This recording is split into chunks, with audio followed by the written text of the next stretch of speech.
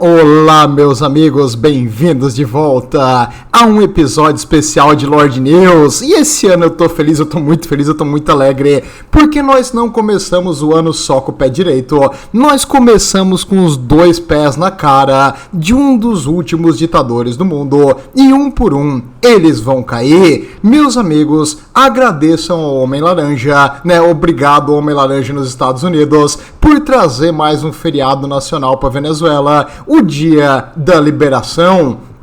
Meus amigos, que coisa linda!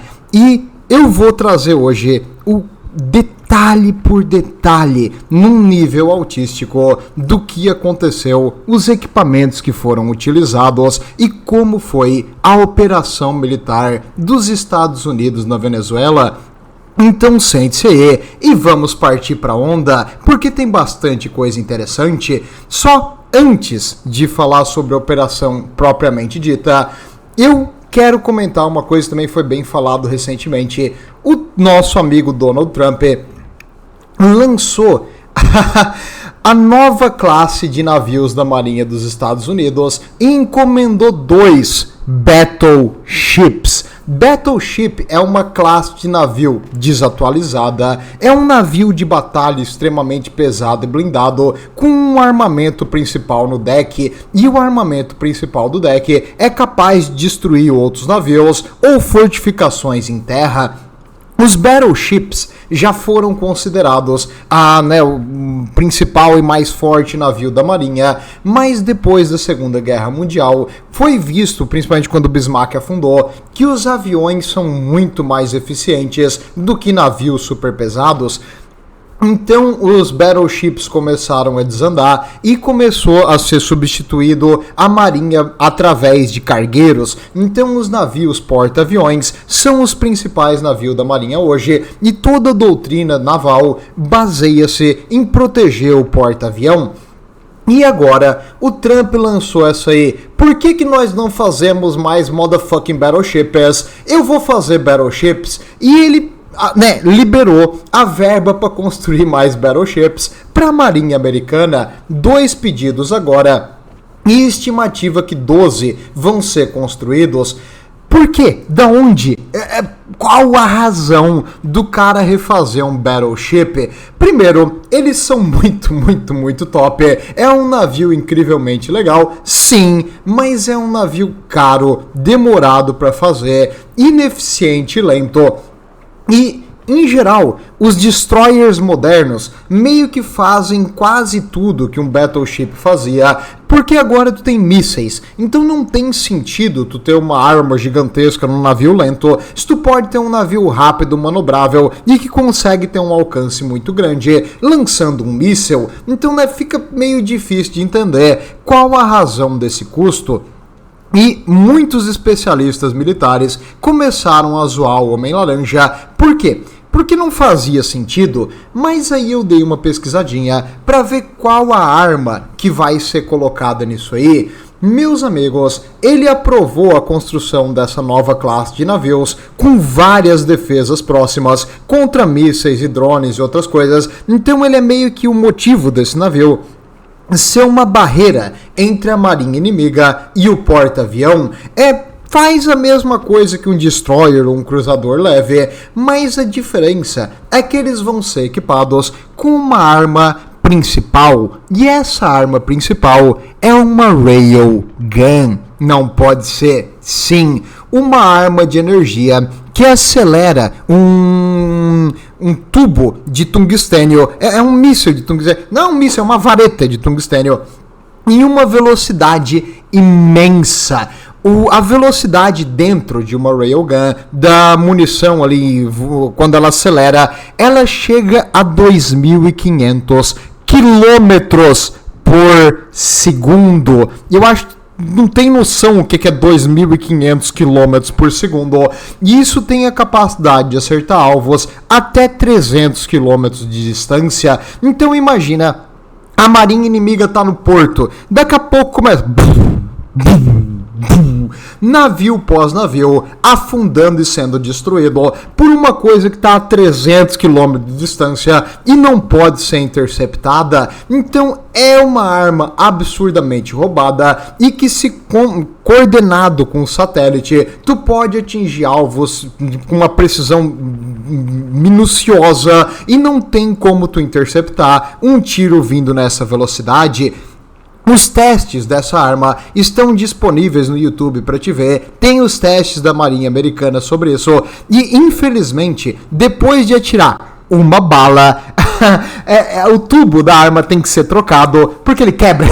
É muito calor produzido e meio que estraga o cano da arma.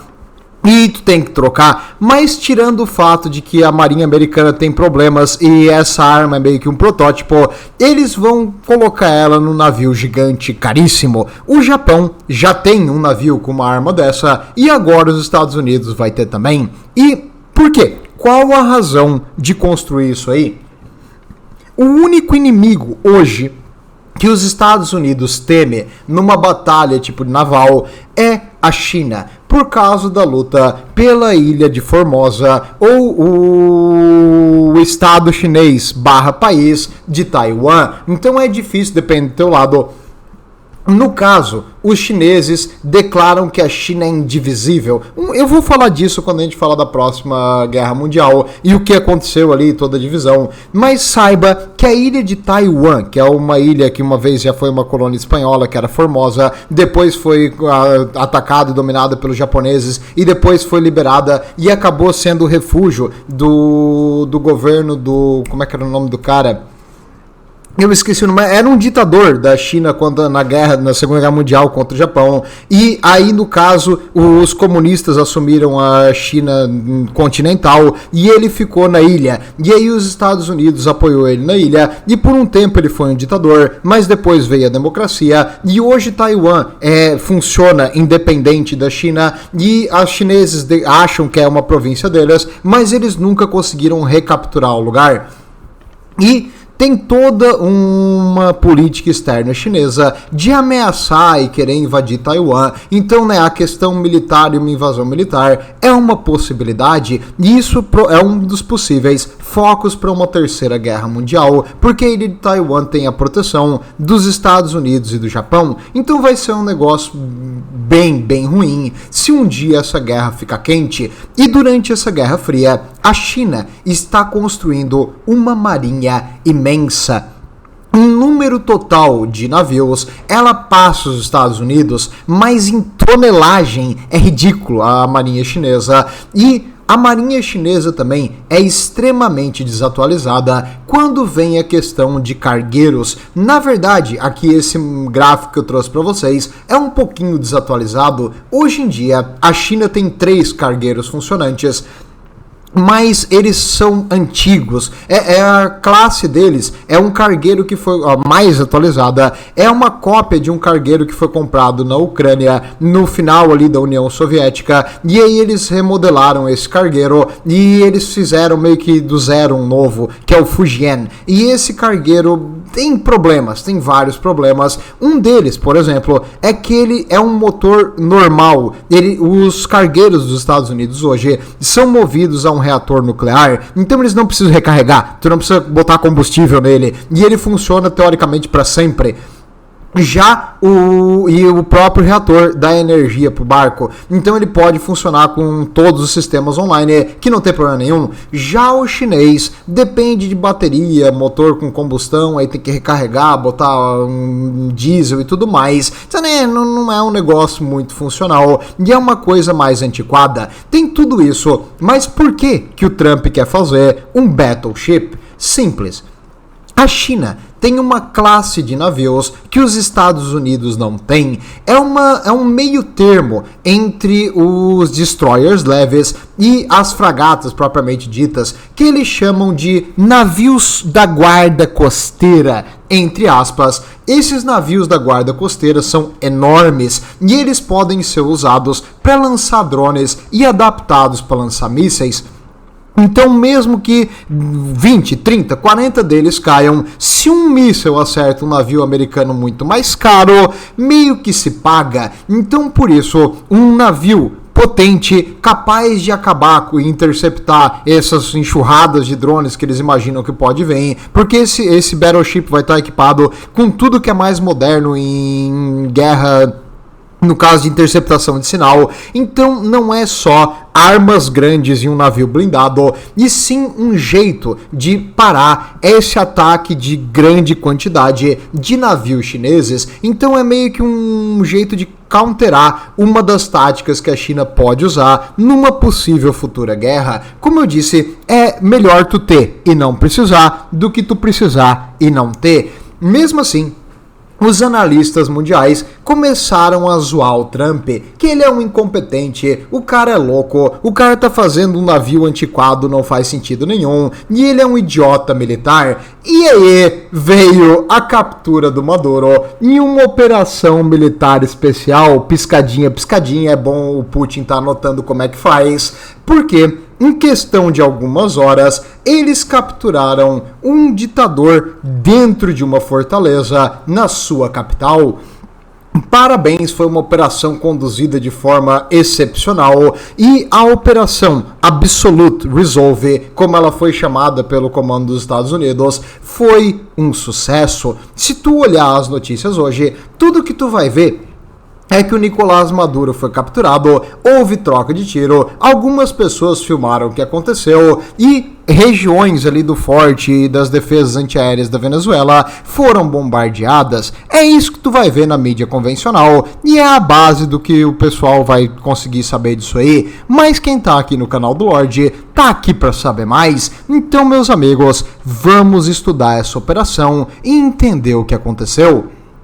Tudo começa há meses atrás, há aproximadamente 5 meses, agentes do FBI se infiltraram na Venezuela. Eles, junto com o exército, no caso, as forças especiais Delta, eles trabalharam juntos para derrubar esse ditador. A FBI se infiltrou e a paisana começaram a pegar informações de tudo. Aonde o Maduro comia, aonde ele ia, qual carro que ele ia, qual guarda que ele usava, onde que ele passava, onde que ele dormia. E eles começaram a utilizar drones para pesquisar, bater fotos e mapear tudo. Toda a rotina dele foi analisada e vista. Além disso, os agentes do FBI também infiltraram vários malwares nas indústrias elétricas da Venezuela. Então, quando fosse necessário, eles teriam controle da rede elétrica. Importante isso aí, para quando lançar o ataque. Tudo isso já estava acontecendo há meses. A operação em si foi só o ponto final dessa missão prolongada. Então, por meses, os agentes do FBI estavam na Venezuela trabalhando, colhendo o máximo de informação possível. Eles sabiam aonde os generais do Maduro viviam, aonde eles ficavam, quem eram suas famílias, todos os detalhes eles tinham, e todos os pontos da missão estavam cobertos e os soldados sabiam o que esperar. E eles utilizaram drones de uma forma excepcional. Os drones foram usados para colher informações aéreas e os radares e os detectores da Venezuela não descobriram. Utilizando drones à noite, utilizando drones pequenos, batendo fotos de alta resolução, eles conseguiram informações milimétricas de tudo o que eles precisavam saber, até sobre aonde que o Maduro dormia, que vai ser importante para a missão mais à frente, porque os americanos vieram preparados para quebrar as defesas dele. E aí, às 2 da manhã, deu a ordem ali para começar o procedimento, e 11 helicópteros da divisão 160, a Special Operation Aviation Regiment, também conhecido como SOAR, eles são a operação especial de Airbornes, que são os paraquedistas. Eles estavam preparados. Essa divisão em si, eles têm um apelido, eles são chamados de Night Stalkers. Quem joga Fallout conhece os Night Stalkers, é um bicho do Fallout. Então, eles estão prontos para a missão e são os melhores pilotos que tem. Esses caras aqui são aqueles pilotos de manobra, sabe, tipo a Esquadrilha da Fumaça, quase isso, só que de helicóptero. Então, eles estão prontos para fazer manobras arriscadíssimas, passar em locais onde ninguém passa e operar informações tipo bem não convencionais, se necessário. Eles decolaram do porta-aviões Yojima voando a mais ou menos 100 pés, porque, né, dos dados americanos, seria em torno de 30 metros do oceano. Cara, 30 metros do oceano, tu tá beijando a água, é absurdo a distância que eles estavam voando. Aqui tem uma imagem de como eles voam quando eles estavam fazendo os testes para se preparar para a missão. Olha a altura, cara. Eles estão na água praticamente. E por que eles estão voando tão baixo? Eles voam assim baixo para não ser detectados pelos radares. Os radares têm dificuldade de detectar objetos muito próximos do chão e voando bem próximo, rente ao oceano, os radares não detectaram o movimento dos helicópteros até ser tarde demais. Às 2 da manhã, no horário local, os helicópteros, agora já cobrindo a distância entre o cargueiro e a terra, fizeram a parte mais perigosa do trajeto. Eles tiveram que passar 12 quilômetros em cima do território venezuelano, onde existem radares e defesas antiaéreas. Então esse aqui foi o ponto principal de perigo, onde algo podia dar errado.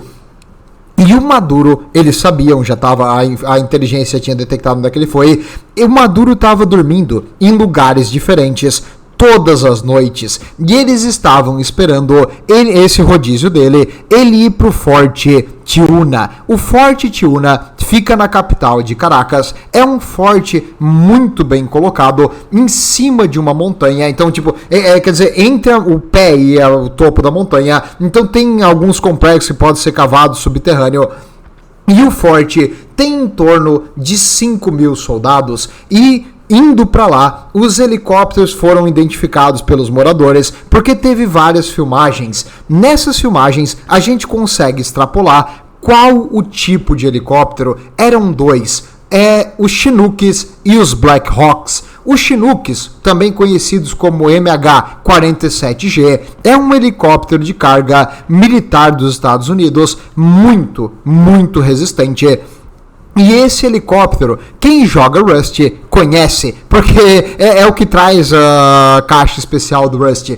E os Black Hawks, também conhecidos, acho que é um dos helicópteros mais famosos, aqui com uma variação, o 60L, o MH Military Helicopter, é por isso que é MH, 60L. Esses helicópteros especiais, eles são equipados com vários sistemas eletrônicos para evitar a detecção e para impedir mísseis vindo na direção deles. Durante esse trajeto, eles sofreram fogo antiaéreo e um dos helicópteros foi levemente danificado, mas não interferiu na sua função e ele conseguiu fazer a missão normalmente. Então, muito interessante, os dois helicópteros usados foram os Chinooks de transporte aqui na imagem à esquerda e os Black Hawks, o helicóptero de ataque à direita. Bem, agora o Forte Tijuana em si. Para entrar no forte é muito difícil. Os portões do forte são reforçados e tem alguns, não bunkers em si, mas algumas posições reforçadas ao redor e torres de vigia. Existem patrulhas 24 horas por dia no perímetro do forte, então tu não consegue simplesmente entrar pela frente, mas os americanos passaram tudo isso vindo por cima. A fortaleza em si é construída do lado da montanha, então pode existir alguns complexos subterrâneos, mas a inteligência não detectou nada importante embaixo da terra. O que eles detectaram é que existiam vários soldados e os quartéis onde eles estavam e aonde o Maduro dormia. O Maduro dormia em um quarto do pânico. Era uma construção absurdamente fortificada, com paredes grossas de concreto e ferro e uma porta blindada. Então ele ficava ali dentro para dormir e a guarda dele ficava próxima em um barracks. Barracks é um alojamento militar normal. Então o Maduro dormia ali, o pessoal fazia patrulha e ficava nesse quartel próximo de onde ele dormia. E os Estados Unidos sabiam de tudo isso, e o FBI conseguiu as informações específicas sobre tudo que tem ali. Existem na Venezuela 5.000 soldados alocados para essa base. Claro, não estão todos ali o tempo todo, né? Então não vai estar todo mundo na base às 2 da manhã num dia normal. Vai ter alguns e outros vão vir depois e fazer um rodízio. Muito bem. Começando o ataque, quando os helicópteros chegaram, na hora que eles estavam se aproximando, começou outros ataques em outros pontos para divergir as forças da Venezuela e foi ligado os malwares que desativaram a energia. A capital ficou sem energia. Vários pontos importantes de radares, torres de rádio e coisas assim foram desativadas quando a energia caiu. Com isso, a comunicação ficou praticamente impossível, o exército não conseguia pedir reforço, nem comunicar o que estava acontecendo, então as divisões de defesa antiaérea não conseguiam se comunicar com o quartel-general e o quartel-general não conseguia se comunicar com ninguém. Muito importante isso, porque na Venezuela os generais meio que têm um comando central. É comum isso em regimes extremamente autoritários, porque eles não dividem o poder, então os generais só mandam ali num ponto só. E aí ficar sem esse comando central meio que paralisou as forças da Venezuela temporariamente. Quando os helicópteros chegaram, segundo o general americano que deu uma entrevista depois, os nossos soldados começaram a receber tiro inimigo, então eles prosseguiram fazendo um fogo esmagador com uma força total em resposta em autodefesa. E o que quer dizer? Eles chegaram atirando e metralhando em todo mundo, qualquer coisa que estava ali perto andando levou bala. Eles não pararam, foi um ataque absurdamente agressivo. Assim que eles saíram, eles já começaram a disparar, utilizando óculos de visão noturna naquela região ali que estava sem luz. Eles tinham total vantagem contra os defensores, então os defensores não tinham visão nenhuma de onde os americanos estavam, e os americanos conseguiam facilmente detectar eles movimentando na noite, e um por um, as tropas pessoais do Maduro foram fuziladas. Conforme eles saíam do quartel, não tinha chance. Eles ficaram agora sob fogo de supressão. Enquanto eles estavam sob fogo de supressão dos soldados no chão, uma equipe especial para abrir blindagem foi em direção ao bunker do Maduro. Ali, eles começaram a cortar as pontas fortes da porta e preparar cargas de demolição. Eles já sabiam como invadir isso aí e eles começaram a quebrar e explodir a sua entrada. Ia levar alguns minutos, eles precisavam ganhar tempo. Como eu disse, o Maduro estava meio que num quarto do pânico, uma região reforçada, mas os americanos sabiam disso e eles trouxeram vários equipamentos, serras circulares gigantes, uns cortador de metal, umas haste que derrete metal e as cargas de demolição, que é um explosivo muito concentrado, para invadir caso o que tivesse ali eles iriam quebrar. Era só uma questão de tempo e eles precisavam ganhar tempo. Conforme o ataque foi passando o tempo, mais e mais tropas ali do forte começaram a se dirigir a esse ponto e tentar atacar os americanos, e aí veio a cobertura. Os aviões, principalmente os Black Hawks, começaram a disparar. Tem um vídeo ali de alguém que gravou de um prédio próximo, um Black Hawk disparando mísseis. É um negócio assustador. E ele só segurava um pouquinho, atirava, segurava um pouquinho, atirava. E qualquer um que não fosse completamente insano ia ficar quietinho, afastado da região onde ele estava atirando o míssil. Qualquer um que tentasse se aproximar dessa posição iria ser eliminado instantaneamente. As forças de defesa possuíam iglas. O que é um igla? Um igla é meio que, imagina uma bazuca, certo? O cano da bazuca, e aí, só que em vez de uma bazuca, tu tem um sensor que tu consegue detectar o movimento e fixar num helicóptero, e atirar um míssil com um simples sistema ali de guia, que consegue derrubar algo que tá voando. Não é assim, nossa, que míssil super inteligente, consegue pegar um alvo em alta velocidade. Não, mas tu consegue acertar um alvo parado como um helicóptero, disparando mísseis. E os sensores do helicóptero detectaram os lasers desses Iglas e eles ativaram automaticamente os XM-216 Dark Flare. O que é um Dark Flare? É um sinalizador escuro, ou seja, é um sistema de calor imenso que desregula total a visão e os sensores dos mísseis. E eles conseguiram fazer isso. Os Estados Unidos têm uma tecnologia para fazer um flare sinalizador que não emite luz, é invisível ao olho humano. Então os soldados deles com visão noturna continuavam com total vantagem e a posição deles não foi revelada quando os helicópteros soltaram esses fogos para se proteger dos mísseis que estavam vindo contra eles, e nenhum desses Iglas acertou os helicópteros. Então foi total vitória e os Iglas se mostraram ineficientes contra a tecnologia americana. Além disso, a Força Delta finalmente quebrou a defesa ali que o Maduro estava, e segundo os soldados que participaram da operação, ele estava dormindo, ele não acordou, eles simplesmente algemaram ele, botaram ele no saco e levaram ele embora. Foi isso, porque o cara não acordou, estava roncando pesado.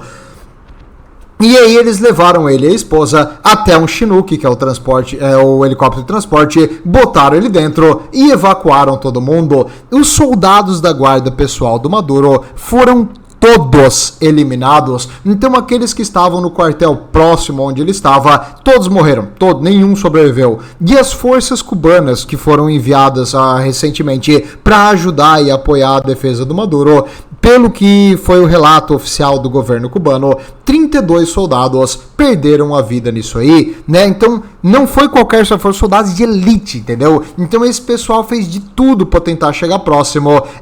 Lamento, era melhor ter ficado entrincheirado e não sair correndo na direção do helicóptero lançando mísseis.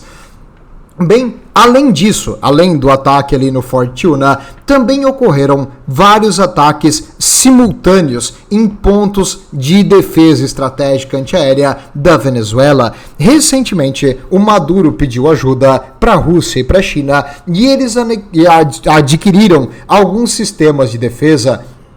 Ele possuía alguns lançadores antiaéreos S-300, que é esse aqui que tu vê na imagem, que são de origem russa e, segundo os russos, são o melhor sistema antiaéreo do mundo, segundo os russos. Bem, na Ucrânia demonstrou que eles não são tão bons assim, eles são falhos e até mesmo drones às vezes conseguem derrotar essas coisas. Os próprios ucranianos têm vídeo de drones russos destruindo porque os ucranianos também têm esses S-300, destruindo a S-300 da Ucrânia e vice-versa. Então esse negócio não é tão infalível assim. E aqui eles foram destruídos por mísseis que detectam radiação. Segundo informações não classificadas do Exército dos Estados Unidos, eles têm mísseis que conseguem detectar aonde que esses sistemas aqui estão, porque eles emitem uma radiação única e eles conseguem acertar eles com uma precisão imensa. E todos eles foram destruídos. Junto com eles, a Venezuela também comprou vários JY-27. O que é um JY-27? É um radar chinês que, segundo a China, é o melhor radar do mundo. Detecta qualquer coisa, pega até os aviões de stealth americano. Não pega. Conforme a invasão aconteceu, os americanos ativaram sabotagem e eles fizeram uma missão com jammers. Jammers scramblers, na verdade eles chamam. É um jeito de tu criar uma onda que confunde o radar e aí os radares simplesmente ficaram inúteis. E com os radares ativos, tu consegue detectar aonde está o radar e os americanos, utilizando 150 caças e bombardeios, fizeram um ataque chamado SEED. O que é uma operação SEED? Suppression of Enemy Air Defense. Eles detectaram a origem dos radares e eles priorizaram e destruíram os radares aéreos. Então as torres de controle aérea foram todas devastadas, nenhum sobrou. E isso aí era uma tecnologia que a China diz que é a principal e mais moderna que eles têm. Pois é, foi um tapa na cara do comunismo internacional e desse pessoal que quer dominar o mundo na base da força. Eles simplesmente perderam total e os Estados Unidos demonstrou que a tecnologia deles está muito, muito à frente da tecnologia de seus inimigos. Bem, era isso que eu tinha de informação especial sobre isso aí. E agora, Lorde, o que vai acontecer? Os americanos vão botar um outro governo lá? Não. Os americanos vão deixar acontecer, eles vão deixar a vice-presidente ali do Maduro, né, presidente entre aspas, assumir. Por quê? Sem a figura do Maduro, o governo dele vai desandar. Logo eles vão sair do poder e perder apoio, e o pessoal que apoia o regime vai eventualmente entrar em conflito interno e se separar ou sumir. E, novamente, forças democráticas vão assumir o país e os Estados Unidos vai investir pesado e mostrar a vantagem de ser capitalista. No caso, o país vai se desenvolver, a população vai melhorar de vida em geral, e as pessoas vão ver que o comunismo foi um erro e esse negócio de deixar o narcotraficante assumir o poder do país é um erro imenso. Então, se tudo der certo, eles vão aprender com os erros e nunca mais esse câncer da sociedade, que é o comunismo, o chavismo, o que tu quiser chamar, vai voltar pro poder na Venezuela, e espero que o pessoal da Venezuela um dia consiga voltar para lá. Eu já conheci vários refugiados da Venezuela mesmo, mas principalmente, teve um caso de um pai e um filho. O pai tinha 49 quilos e o filho 37. O filho tinha 16 anos, entendeu? Os dois estavam raquíticos, em anorexia, e eles conseguiram fugir a pé da Venezuela, comendo frutas que eles pegavam no caminho, entendeu? Não tem noção o que esse monstro fez com o povo da Venezuela, e ele não larga o osso. Então, agora ele vai ser julgado, e espero que ele ou pegue a prisão perpétua, ou, não sei, porque acho que ele está sendo julgado em Nova York, não sei se tem a pena capital lá, mas de um jeito ou de outro, eu acredito que esse monstro vai ter o que merece. Tudo de bom, meus amigos, viva a liberdade e vejo vocês na próxima.